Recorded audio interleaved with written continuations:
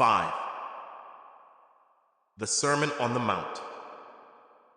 One day, as he saw the crowds gathering, Jesus went up on the mountainside and sat down. His disciples gathered around him, and he began to teach them. The Beatitudes. God blesses those who are poor and realize their need for him, for the kingdom of heaven is theirs. God blesses those who mourn, for they will be comforted.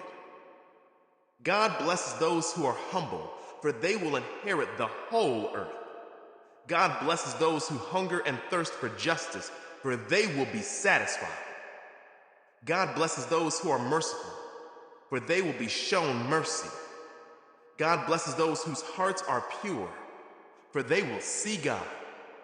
God blesses those who work for peace, for they will be called the children of God. God blesses those who are persecuted for doing right, for the kingdom of heaven is theirs. God blesses you when people mock you and persecute you and lie about you and say all sorts of evil things against you because you are my followers. Be happy about it. Be very glad, for a great reward awaits you in heaven. And remember, the ancient prophets were persecuted in the same way. Teaching about salt and light. You are the salt of the earth. But what good is salt if it has lost its flavor? Can you make it salty again? It will be thrown out and trampled underfoot as worthless. You are the light of the world, like a city on a hilltop that cannot be hidden. No one lights a lamp and then puts it under a basket. Instead, a lamp is placed on a stand where it gives light to everyone in the house. In the same way, let your good deeds shine out for all to see, so that everyone will praise your heavenly Father. Teaching about the law. Don't misunderstand why I have come. I did not come to abolish the law of Moses or the writings of the prophets. No, I came to accomplish their purpose. I tell you the truth. Until heaven and earth disappear, not even the smallest detail of God's law will disappear until its purpose is achieved. So if you ignore the least commandment and teach others to do the same, you will be called the least in the kingdom of heaven. But anyone who obeys God's laws and teaches them will be called great in the kingdom of heaven. But I warn you, unless your righteousness is better than the righteousness of the teachers of religious law and the Pharisees, you will never enter the kingdom of heaven. Teaching about anger.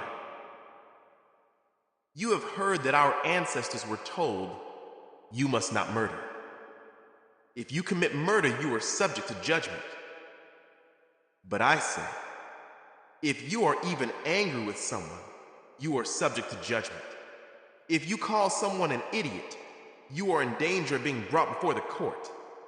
And if you curse someone, you are in danger of the fires of hell. So if you are presenting a sacrifice at the altar in the temple, and you suddenly remember that someone has something against you, leave your sacrifice there at the altar. Go and be reconciled to that person. Then come and offer your sacrifice to God. When you are on the way to court with your adversary, settle your differences quickly. Otherwise, your accuser may hand you over to the judge, who will hand you over to an officer, and you will be thrown into prison. And if that happens, you surely won't be free again until you have paid the last penny.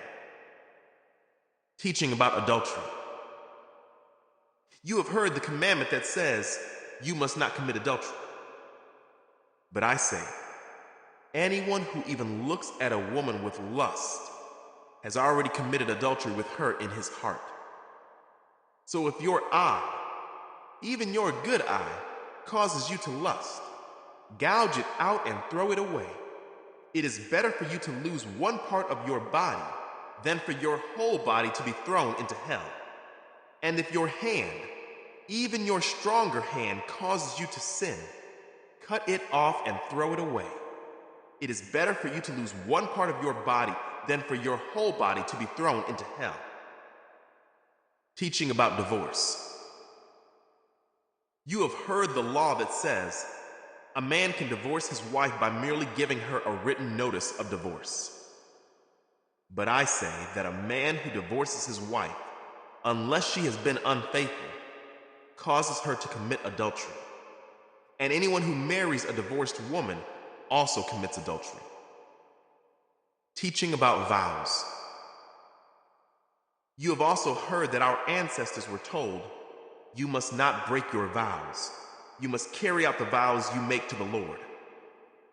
But I say, do not make any vows. Do not say, "By heaven," because heaven is God's throne. And do not say, "By the earth," because the earth is his footstool. And do not say, "By Jerusalem," for Jerusalem is the city of the great king.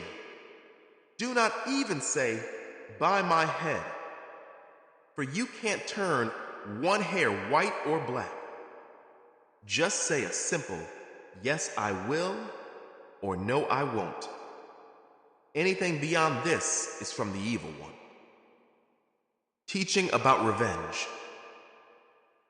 You have heard the law that says the punishment must match the injury, an eye for an eye and a tooth for a tooth.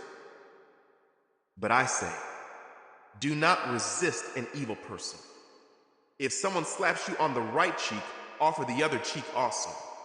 If you are sued in court and your shirt is taken from you, give your coat too.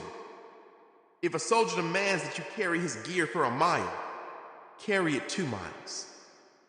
Give to those who ask, and don't turn away from those who want to borrow. Teaching about love for enemies. You have heard the law that says, "Love your neighbor and hate your enemy." But I say, love your enemies. Pray for those who persecute you. In that way, you will be acting as true children of your Father in heaven. For he gives his sunlight to both the evil and the good, and he sends rain on the just and the unjust alike. If you love only those who love you, what reward is there for that? Even corrupt tax collectors do that much. If you are kind only to your friends, how are you different from anyone else? Even pagans do that. But you are to be perfect, even as your Father in heaven is perfect.